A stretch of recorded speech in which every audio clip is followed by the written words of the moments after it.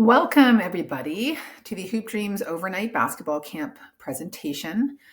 Just to give you a quick overview of what we're going to cover, a typical day at camp, and many of the questions that families often have when they're contemplating sending their child to Hoop Dreams. So here we go.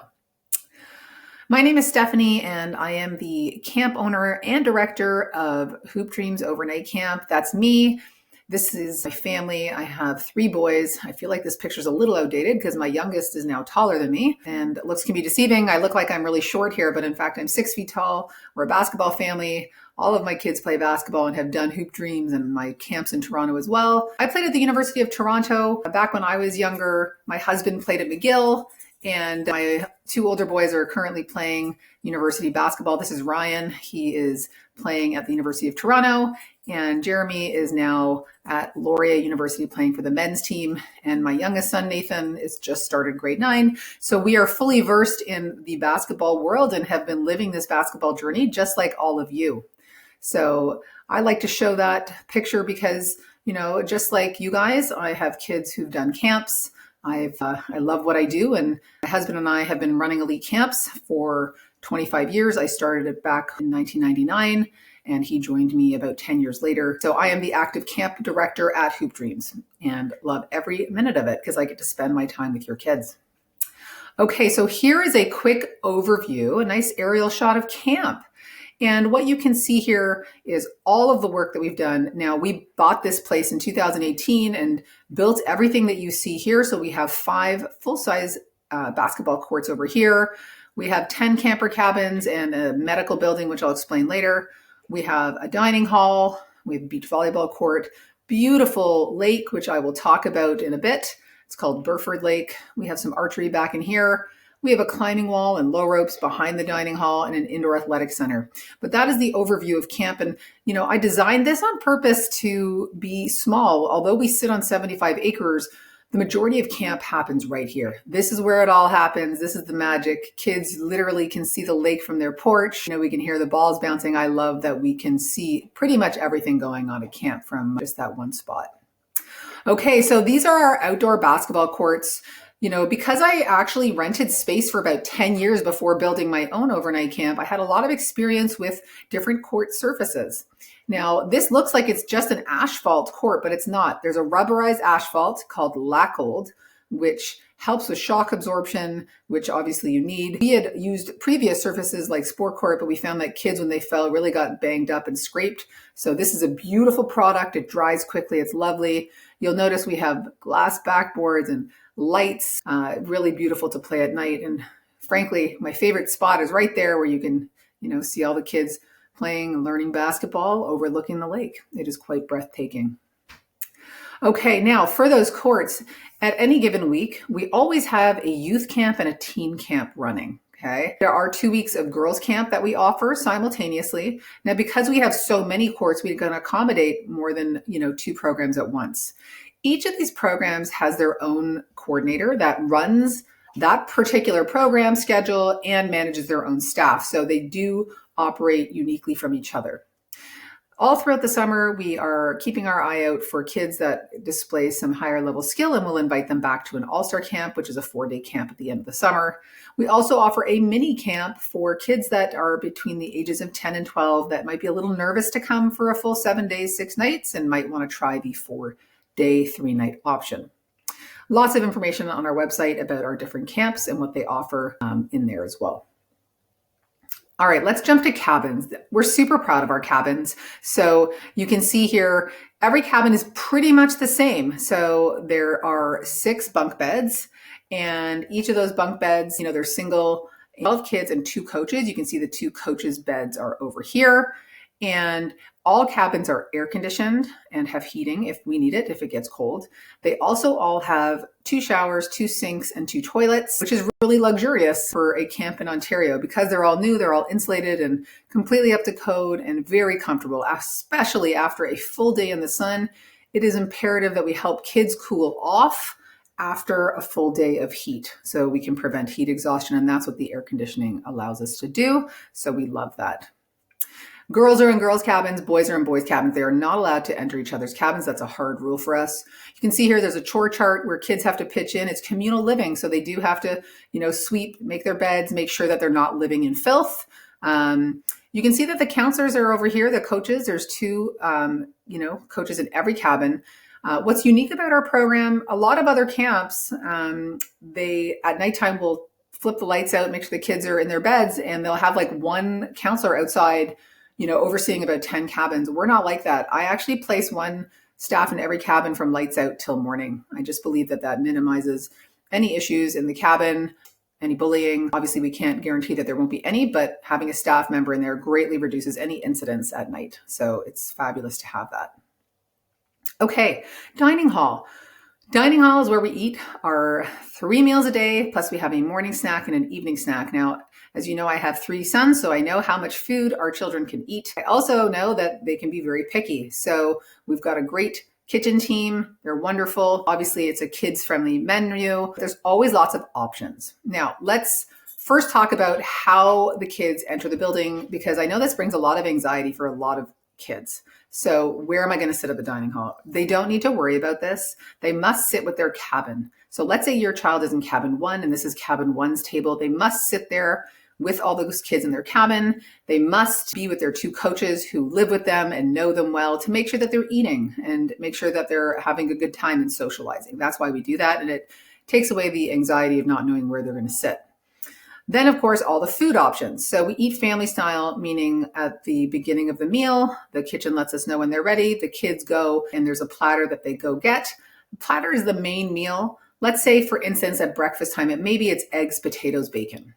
At breakfast, there's always alternatives. There's always cold cereal with milk. There's oatmeal. There's a toast station. There's fresh fruit and yogurt. So there's lots of other options for kids who are picky and may not like eggs, potatoes, bacon on a day.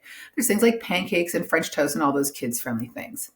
At lunch and dinner, things change up a little bit. There's still the main meal. Let's say it is perhaps, fajitas or pasta or lasagna, whatever it might be. Maybe it's a pizza night. There's always a fresh salad bar. There's always a fresh soup. There's always a sandwich station. And, in worst case scenario, if your child cannot find something to eat, I sit right there at every meal and they can come visit me and I will work with them in the kitchen. Obviously, we can't cook 100 different meals for 100 different kids. That just would not work. Usually they're kid friendly enough that I would say 99% of athletes will eat those meals with a smile on their face, and then I will help those picky eaters. If you do have a picky eater, please call me in advance. It's so much easier for me to know. I can send you the menu of what we're thinking of doing that week and we can work through that together. Okay, on the issue of food accommodations. So I know a lot of families are stressed out about allergies. I would love for you to take comfort in the fact that every single one of my children and my husband have anaphylaxis to something. So while that's not great for me, it is great for you because I do understand what it's like to trust your child to somebody. And it's scary for sure. Our kitchen team does a great job of allergy prevention. We're all trained on EpiPen training. I actually bring, besides their first aid training, we do live EpiPen administrations to oranges so they can feel what a real one is like to administer. We take it really seriously. We have a nurse on site as well. But feel free to call me if you have any questions about how we handle our food allergies. Okay, let's talk basketball. This is what we're known for. We've been running basketball programs since 1999. That's over 25 years now. We love teaching basketball and passing on that passion. That is what we do. Each camp has a separate curriculum. So the youth campers are doing something different than the teen campers. And yes, we do get a mixed bag of athletes. We have some weeks where we have very high level athletes and then some weeks where, most weeks are mixed, but we're very good at separating them into groups and trying to progress them and regress them so that they're all challenged. We also have 5-on-5 and 3-on-3 tournaments, so kids get to compete, which I know they love to do, and definitely part of their favorite time at camp. Okay, so parents always ask, do you really play basketball all day? And the answer is if they want to. Okay, so let me show you how a typical day will break down.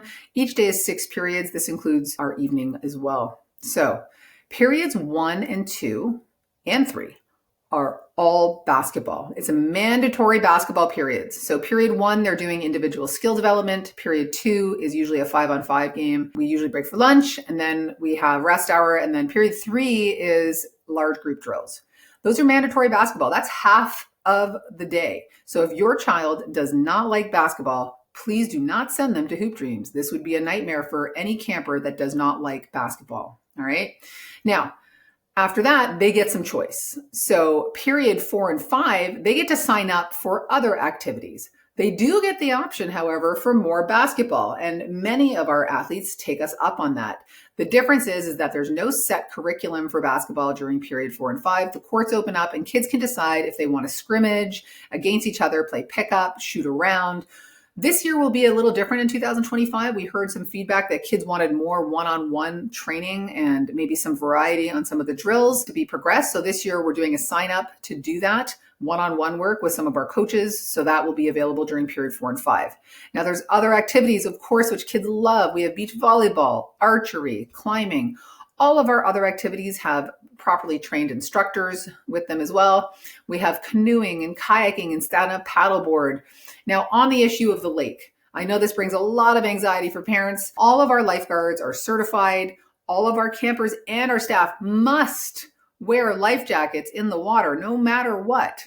Now, Burford Lake is actually really a shallow lake. Our swim area is only 3 feet deep, believe it or not, and our bay is like 4 feet deep. It does open up so that we can go tubing into open waters. Again, all of our staff are certified. The kids have an absolute blast. It's a lot of fun.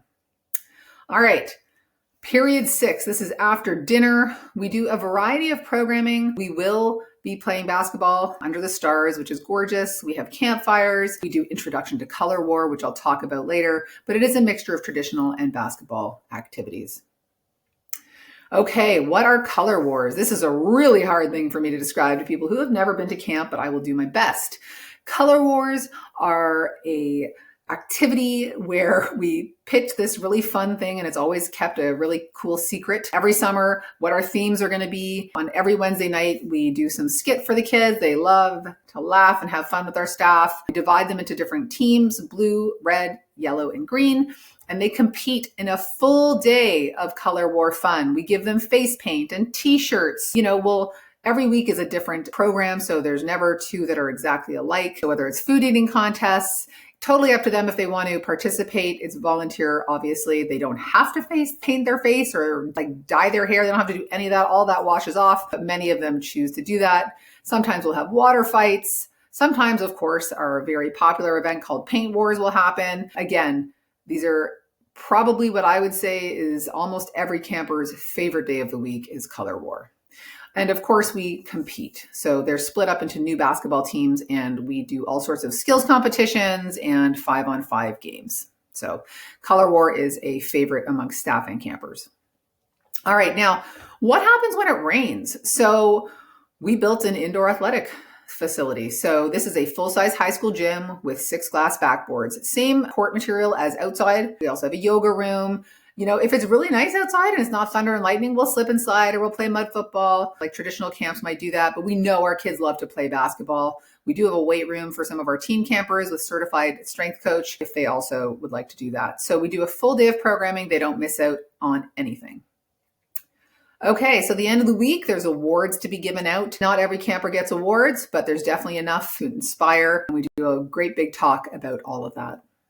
Okay, who are our staff? So our staff, we carry about 35 program staff. That does not include our admin team or our kitchen team or our maintenance team. A lot of people do that. We have one of the best staff ratios in the province. And who are they? Well, they're a mix. We have high school athletes. We have university athletes. Some of our staff were previously campers. Those are obviously some of my favorite to have. I love having them come back as staff after they've been either CITs or in their program with us. We hire from an international camp staffing agency. So we bring staff from all over the world. We had people from Ireland, Scotland, England, where else? New Zealand, tons of different places. So that's a really nice mix for our campers to have people from all over the world, as well as our staff. All of our staff spend 1 week at our staff training in advance of coming to camp, and they're all police checked and have first aid and CPR. Lifeguards are all fully lifeguard trained as well. All right.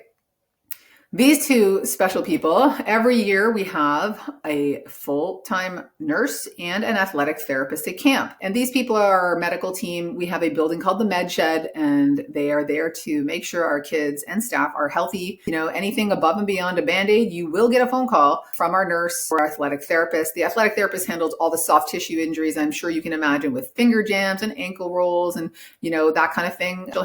He or she would handle that. And our nurse handles mostly, illness, rashes, anything like that, medication distribution. All right. So it's great to have that full-time medical team on camp site.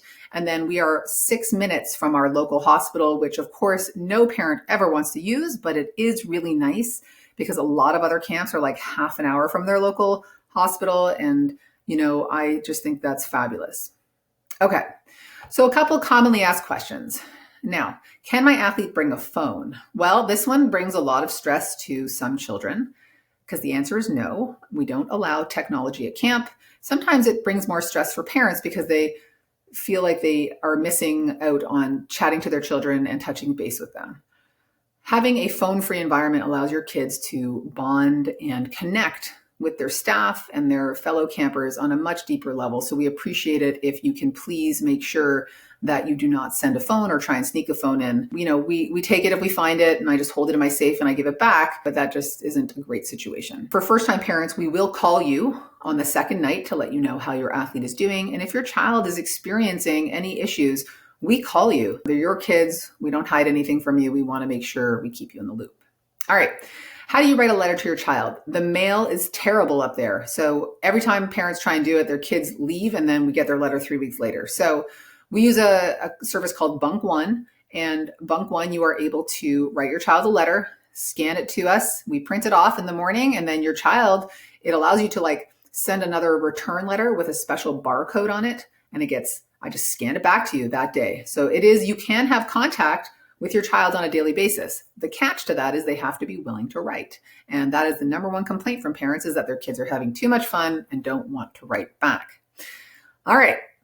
Do we have a snack shop? Yes, we do. And the kids visit every single day. We recommend that you put at least $50 on. They can buy things like Gatorade, Freezies, chips, chocolate, candy. They can buy also hoodies, sweatpants, socks, gibbets for their Crocs. They can really buy tons and tons of stuff. Obviously, having a chat about what your expectations are. Like some parents give them $200 because they want them to buy a sweatsuit and snacks or a hat and all these other things.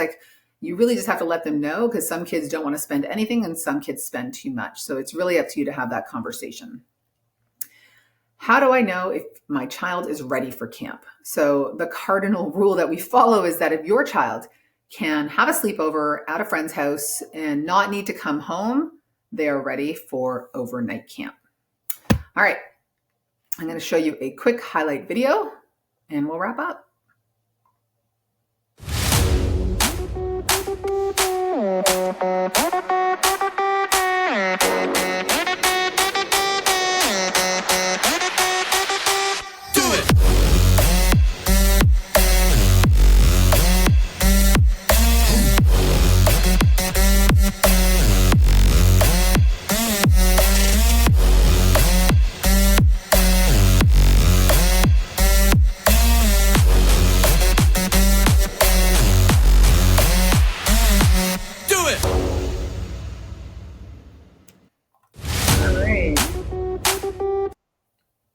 Okay, last slide. All right, well, that brings us to the end of our slideshow. Obviously, if you have any more questions, I am very active on the phone. So or on email, whatever is better, feel free to reach out. I'm super accessible now and during the summer. I love being outside with your kids. I love passing on the passion, and I hope you join us for Hoop Dreams in 2025.